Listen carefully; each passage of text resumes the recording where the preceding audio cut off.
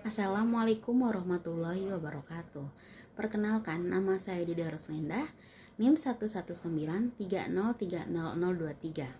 Jurusan Hukum Tata Negara, kelas 4A. Di sini saya akan sedikit mereview hasil materi dari dosen pengampu Lutfi Farul Rizal SSC MH. Materi pertama yaitu pengertian konstitusi. Konstitusi adalah hukum tertinggi dalam pelaksanaan pemerintahan. Maksud dari konstitusi adalah peraturan dasar tertulis atau tidak tertulis dalam organisasi komunikasi sebagai pedoman aturan hidupnya. Secara umum, fungsi konstitusi adalah memberikan batasan bagi penguasa negara dalam menjalankan dan menyelenggarakan pemerintahan. Hal ini dilakukan untuk menjamin hak-hak masyarakat dalam kehidupan bernegara. Materi yang kedua yaitu sejarah konstitusi. Konstitusionalisme yaitu suatu konsep atau gagasan yang berpendapat bahwa kekuasaan pemerintah perlu dibatasi agar penyelenggaraan negara tidak sewenang-wenang atau otoriter. Konstitusi lahir sebagai bentuk ketidaksenangan warga masyarakat akibat pemimpin yang bersikap sesuka hati. Dari sanalah masyarakat merasa perlu adanya sebuah aturan sebagai pembatas antar pemimpin agar tidak terjadi kesewenang-wenangan.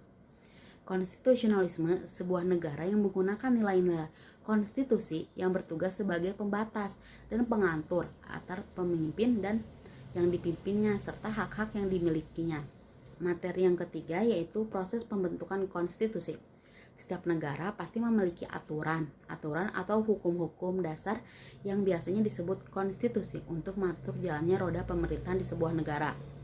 Asas yang dimiliki oleh negara hukum yaitu asas pengakuan dan perlindungan HAM, asas legalitas, asas pembagian kekuasaan, asas peradilan yang bebas dan tidak memihak, asas kedaulatan rakyat, asas demokrasi, dan asas konstitusional.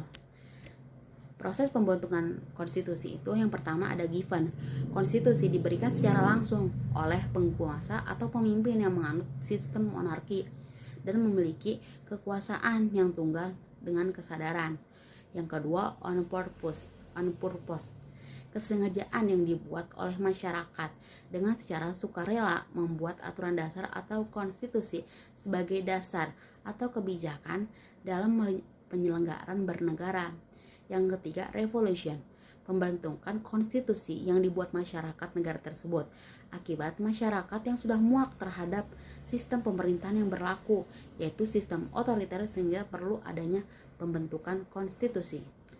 Materi yang keempat yaitu isi konstitusi.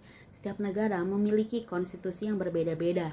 Perbedaan ini dipengaruhi oleh kultur negaranya, sistem pemerintahannya, dan juga bentuk negaranya.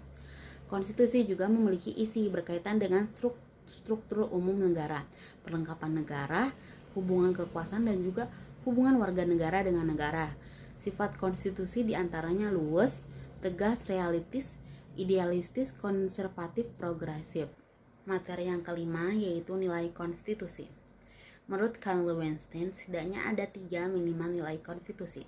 Yang pertama, nilai normatif. Penerimaan segenap rakyat dari suatu negara terhadap konstitusinya benar-benar murni dan konsekuen.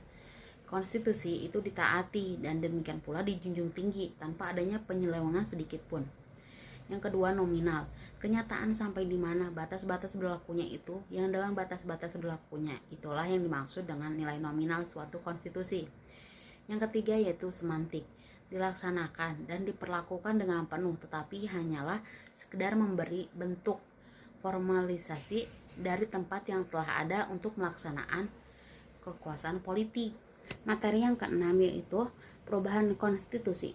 Untuk melakukan perubahan, tiap-tiap konstitusi mempunyai cara-cara atau prosedur tertentu. Menurut Taib 2003 terdapat 2 sistem perubahan konstitusi, yaitu sistem yang pertama, bahwa apabila suatu undang-undang dasar atau konstitusi diubah, maka yang berlaku adalah undang-undang dasar atau konstitusi yang baru secara keseluruhan. Sistem kedua, bahwa apabila suatu konstitusi diubah, maka konstitusi asli yang tetap berlaku. Perubahan terhadap konstitusi tersebut merupakan amandemen dari konstitusi yang asli tadi. Baiklah, cukup sekian dari saya. Wassalamualaikum warahmatullahi wabarakatuh.